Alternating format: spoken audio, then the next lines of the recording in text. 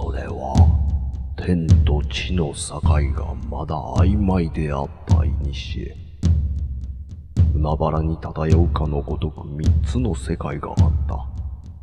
一つは神々の住まう高間ヶ原、一つは死者の住む黄泉。その二つの世界の中間に芦原の中津国。神は三人の子を授かった。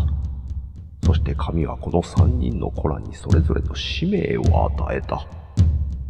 アマテラスには高間ヶ原を、つくよみには夜の世界を、スサノオには海原を治めようと。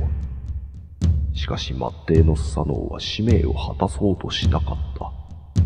若さゆえか、母を失った悲しみか、荒ぶる心に歯止めは効かず、アマテラスの怒りを買ったスサノオはついに高間ヶ原を追放され、芦原の中津国へと落とされた。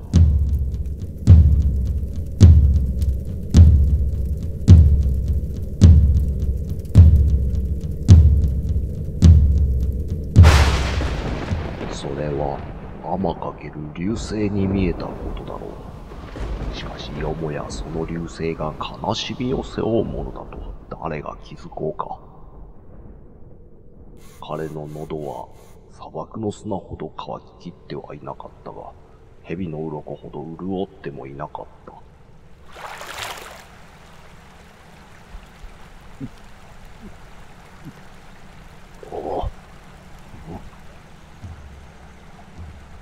すると川向こうの森より太鼓の音が聞こえてきた。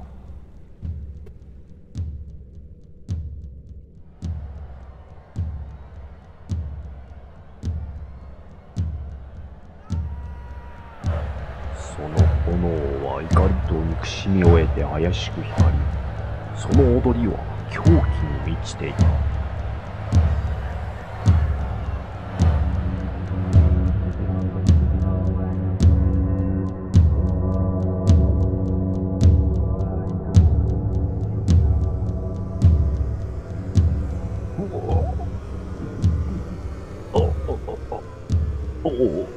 なぜ泣いているのだ。この祭りは何だ。その夜、人々集いて訳を話す。私は大山積の子芦名槌、我が妻は手名槌と言います。これにあるは我が娘櫛稲田姫、たった一人の娘にございます。その姿に一目心を奪われた。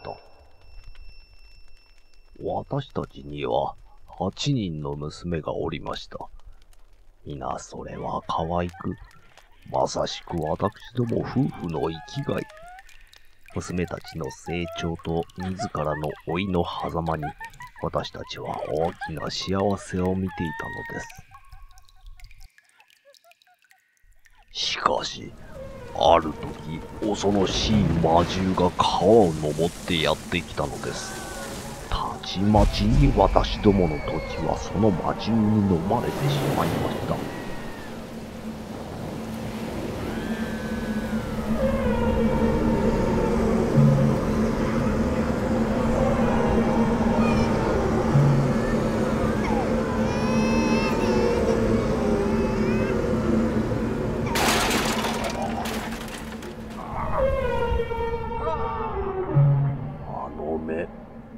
その時私は初めて魔獣の目を見ました。あの憎悪に満ちた恐ろしい目。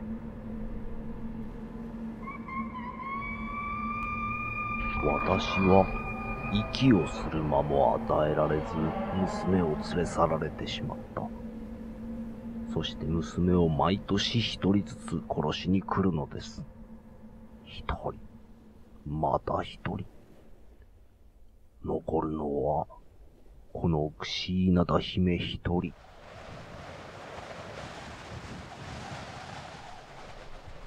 その魔獣はどのようなものだ。はい。その魔獣は、邪神ヤマタノオロチ。8つの頭と8本の尾を持つ大蛇にございます。目はほおずきのように赤く、背中には苔や木が生え、その大きさたるや8つの谷、8つの峰にまたがる恐ろしい怪物。いかなる屈強な戦人も、その魔力には歯が立ちませなんだ。気づいてみれば屍の山。戦人は一人もいなくなってしまいました。我々はあまりにも無駄に兵力を費やした。そしていつしか私たちは恐れのあまり、年端もいかぬ子らをオロチに差し出すことを始めたのです。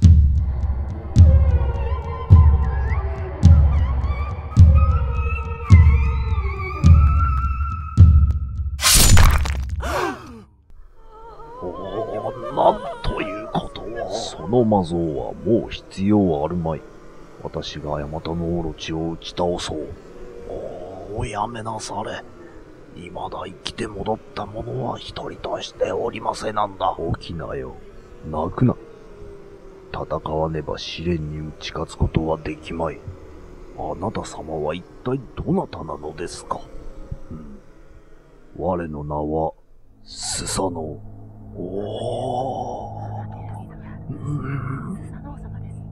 なんと、あなた様はアマテラス大神の弟君。必ずや討ち取ってみせよう。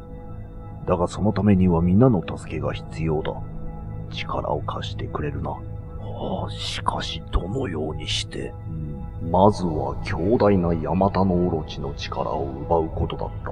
そこで7回絞った強い酒、ヤシオリの酒が作られた。ひとたび口にすれば、5体が炎に包まれるほどのこの酒は、魔獣の魔力を奪い、同時に己の邪念をも浄化した。それは視界に収まらないほどの大亀に満たされ、大亀は全部で8つ用意された。皆で力を合わせ、大亀の前に同じく8つの門が建てられた。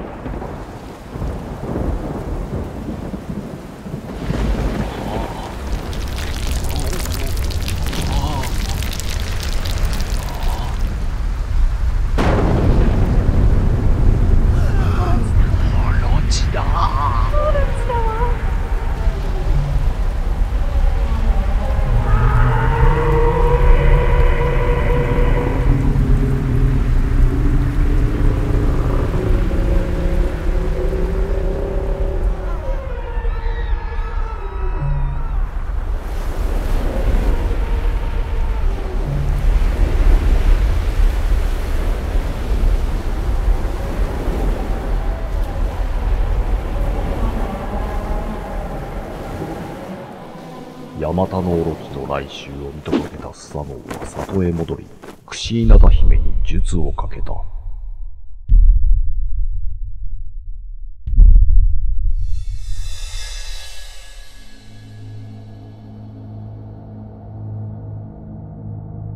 術により、姫は小さな櫛となった。こうして紙に刺しておけば、オロチに気づかれまい。そして再び走った。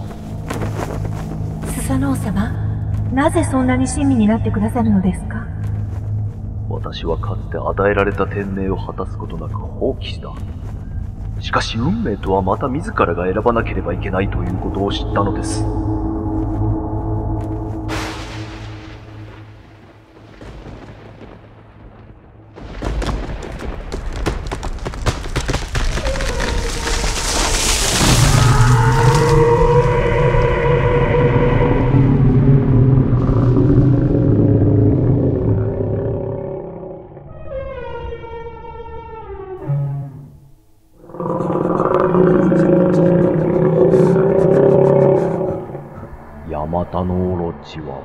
くぐると、目の前にあった大亀の中の酒をごくり、ごくりと音を立てて飲み始めた。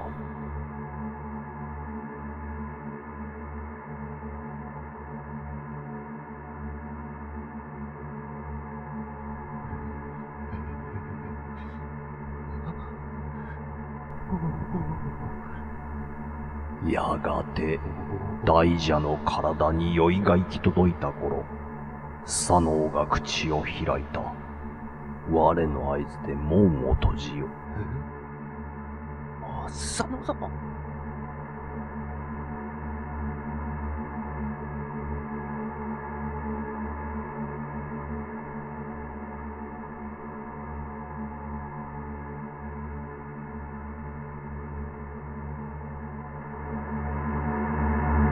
それいけー、今だ。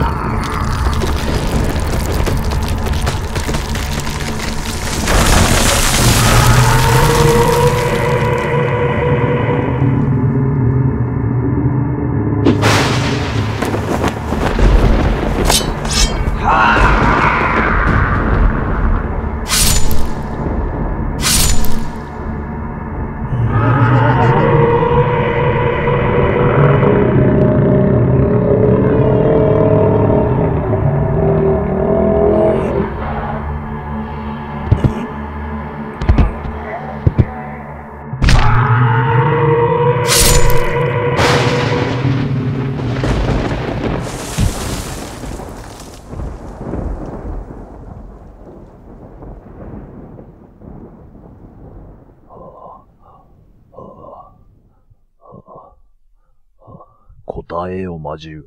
お前は何者だ？世は憎しみ、怒り、悲しみ、あまた最悪の頂点に座する者なり。何故に人を襲うか。憎悪に包まれた者は操りやすい。世はそれらを操り、中津国を我が最悪の王国とするのだ。猿がいい、邪神ヤマタノオロチ。ここはお前のいる場所ではない。世の肉体は朽ち果てようとも抹殺することかなわず。なぜなら世はお前たちと一体、お前たちそのものなのだ。ならば我らはまたお前と戦おう。千年の後も、未来永劫。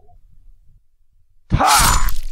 オロチはバラバラにされたが、その体内より一本の剣が現れた。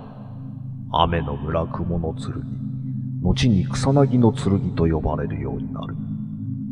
スサノオはこの剣を一目見て普通の剣ではないと思い、これをアマテラスに献上した。